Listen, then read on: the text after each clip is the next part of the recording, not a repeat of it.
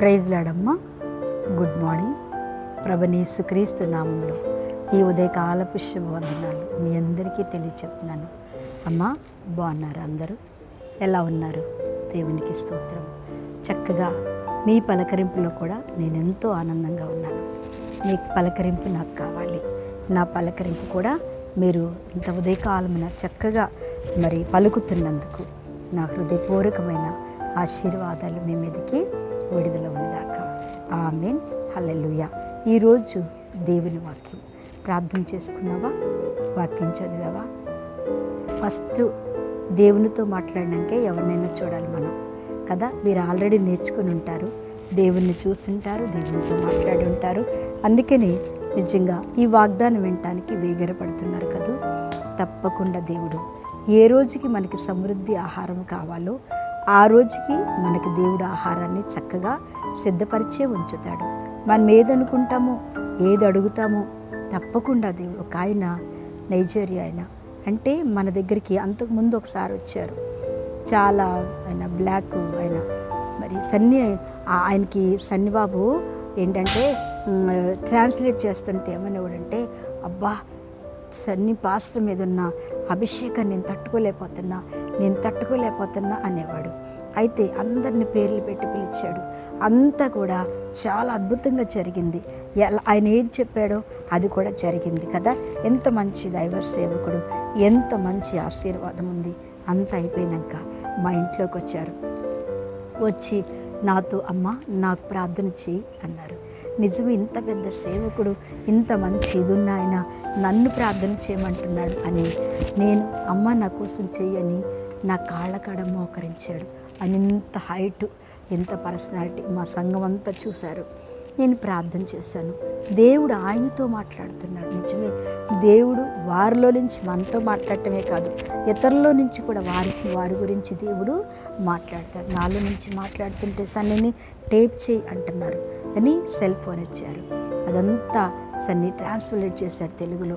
చివరికి అంతా అయిపోయాక కూర్చున్నాక చెప్పాడు, అమ్మ నాకు పిల్లలు లేరు, నాకు పెళ్ళయ్యి 5 సంవత్సరాలు అవుతుంది, నాకు బిడ్డలు లేరమ్మా, నా కోసం ప్రార్థన చేయండి. దేవుడు అదే మాట్లాడారమ్మా.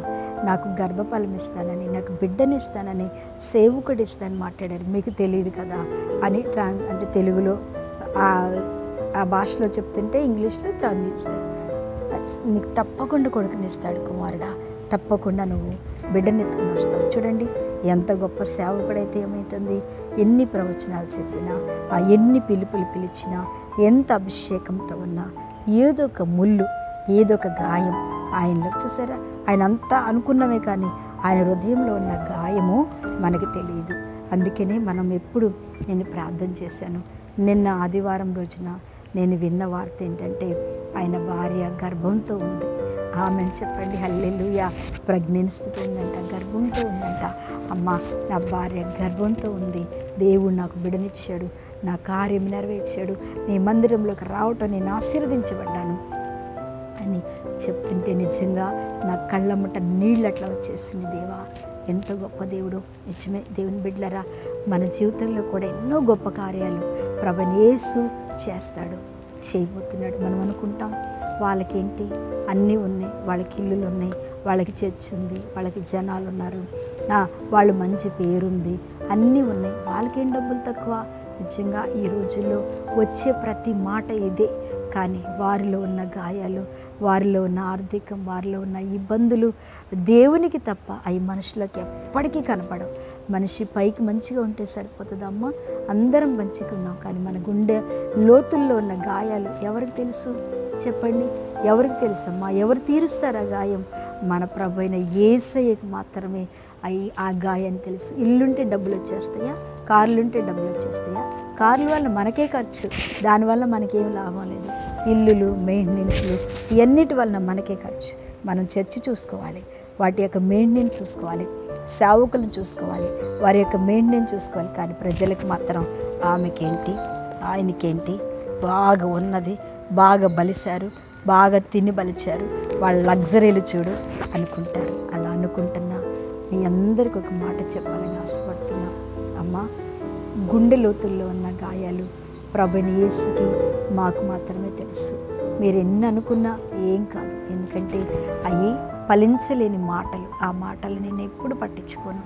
ఎవ్వరు పట్టించుకోవద్దు, నేనే కాదు మీరు కూడా పట్టించుకోవద్దు. ఎందుకంటే మన నిజాయితీ ఏంటో, మన స్థితి ఏంటో మన దేవదేవునికి మాత్రమే తెలుసు. ఎందుకో నాకు ఈరోజు ఇలా మాట్లాడాలనిపించింది కాబట్టి అందుకని 54వ అధ్యాయము యెషయా గ్రంథం 54:5 ఒక్క మాట చెప్తాను. ఈరోజు వాగ్దానం, నిన్ను సృష్టించినవాడు నీకు భర్త అయ్యున్నాడు. ఆయన ఎవరో తెలుసా? సైన్యములకు అధిపతి అయిన యెహోవా అని ఆయనకి పేరు. దేవునికి స్తోత్రం. ఈరోజు దేవుడు మనందరితో చెప్తున్నాడు వాక్యం, నిన్ను సృష్టించినవాడు, నిన్ను సృష్టిలో నుంచి తీసుకొచ్చినవాడు, నిన్ను భూమి మీదకు తీసుకొచ్చినవాడు, నీ యొక్క పరిస్థితులు భూమి మీద తీసుకొచ్చినవాడు ఎవరు తెలుసా? నీకు భర్త అయ్యున్నాడు. ఆయన ఏంటి? భరించేవాడు. తర్వాత ఎవరంటే ఆయన ఇంకా సైన్యములకు అధిపతి అయిన యెహోవా అని ఆయనకి పేరు. నిజమే దేవుని బిడ్డలారా, అలాంటి ఆయన చేతులు మనం ఉండంగా ఆ సైన్యములకు అధిపతి అయిన దేవుని చేతిలో ఒక భార్యగా, భార్య అంటే ఏంటి? సంఘం, పురుషుడు కానీ స్త్రీలు కానీ అందరూ కూడా దేవుడు ఏర్పాటు చేసినటువంటి సంఘం అనే భార్యలే కదా. అలాంటి మనకి దేవుడు వాగ్దానం చేస్తూ ఉన్నాడు. భయపడబాకు, పరిస్థితులను బట్టి భయపడబాకు. అందరూ మనల్ని ఏదో చూసి అనుకుంటూ ఉంటారు. నేను ఎప్పుడు చెప్తా, ఈ చెవితో వినాలి, ఈ చెవితో వదిలేయాలి. కానీ మనకు వచ్చిన సమస్యల కోసం మనం ఉపవాసం అండి కన్నీరు కార్చి దేవుని సన్నిధిలో మనం ప్రార్థిస్తే మన దేవుడు తప్పక నిత్యమైన కృపతో నీకు వాత్సల్యము చూపిస్తానని, అదే అధ్యాయం 8వ వచనం చివరిలో, నిత్యమైన కృపతో నీకు వాత్సల్యం చూపిస్తా, నిత్యమైన కృపతో వాత్సల్యం చూపిస్తా. దేవుని వైపు చూడు, కళ్ళు మూసుకో. మహాపరిశుద్ధుడా నీకు స్తోత్రం. ఎవరైతే ఈ వాక్యం ఏకీభవిస్తారో నాయన, దుఃఖంలో ఉన్న వారికి నీ కృపను చూపి నా తండ్రి మంచి ఆరోగ్యం, ఆశీర్వాదము, కాపుదల, భద్రత ఇచ్చి దీవించమని యేసునామమున అడుగుచున్న తండ్రి, ఆమేన్. ప్రైజ్ లార్డ్ అమ్మ. దేవుడు మిమ్మల్ని దీవించునుగాక. ఆమేన్.